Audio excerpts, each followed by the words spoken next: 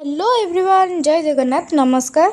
तो आज आम ये गैस रे ही रोषे करदेलु। तो तापर मुझे ओलाओली रे लगी पड़ी कहीं काली रात बहुत जोर वर्षा होता आम चुलीटा ओदा हो जाता माने टी भांगी भी जाता। तो काली रात बहुत जोर वर्षा पवन भी बहुत जोर होता माने एत जोर से पवन होता चारिआडे खाली अलिया गुरा उड़िकी आसिक पड़ी। तो ये आपण मैंने देखिपे अलिया गुरा केमती सब आसिक पड़ी चारिआडे।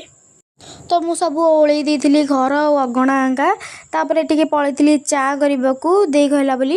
ये देखो आम बारीपटे केमी माने चारिआडे खाली अलिया गुरा पड़ी पत्र गुरा सब उड़िकी पर गचर आम घर पाखे जनकर माने कदली गछ होता देखिपे से केमती माने नई जाइए कदली भी होता बोधे पातला कदलीटा घोड़ी देते अक्का देखिपे केमती नईकी एमती हो जाइए।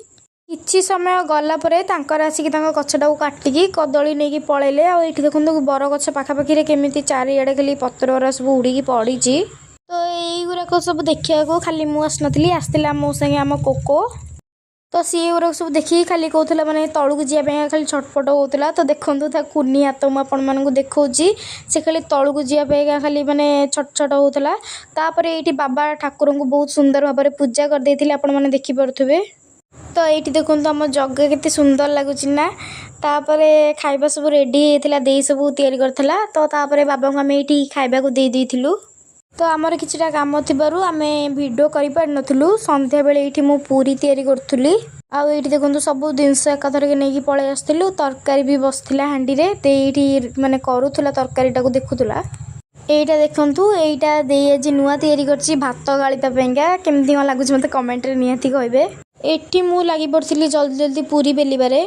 मु पूरी बेलला भितर दे ये नहीं आसला ब्लू लेस जोटा कि मोर फेवरेट आ दे रवि। तापर आम ये खाई खाई दिजन जाक मिसिकी तैयारी करूँ सब जिनस। मुझे गोटे पर गोटे बेलुली आ दे गोटे पर गोटे छाणुला। तापर आम हांडी रे पूरी गुरा छाणिकी रखुलु। ये देखो आम खाऊलु ब्लू लेस। तो तापर ये दे तरकारी पेंगा पियाज को कसौला। तापर मसला पकई देइथिला ये मसला कषिकी सारा दे पकई देते बोट डाली तरकारी।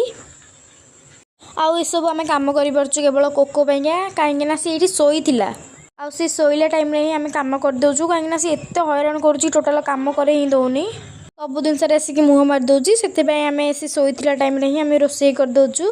आठी दे बनाऊला खीरी दे आड करूला मिल्क मेड। तो देखिपे ये खीरी आमर तैयारी होता। तो एटी आमर रेडी होता पूरी खीरी और तरकारी। तो ताकू खाई मु चली शोइबा को। भल लगे लाइक कमेंट शेयर निश्चिंत करेंगे। रोची जय जगन्नाथ।